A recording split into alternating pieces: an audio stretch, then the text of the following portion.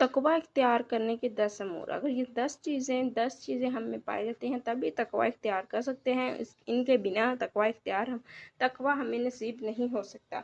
زبان کو غیبت سے بچائیں، زیادہ تر گناہ جو ہیں وہ زبان سے ہی ہوتے ہیں۔ اس کے علاوہ نماز کو کسی بھی حال میں نہ چھوڑیں، نماز کی معافی تو ہے ہی نہیں نا۔ بدگمانی سے بچیں، دل کو بدگمانی سے بچائیں، مسکرا پن سے بچیں، ہمیشہ سچ بولیں۔ جھوٹا شخص کبھی متقی نہیں ہو سکتا، مومن تو ہوتا ہی سچا ہے۔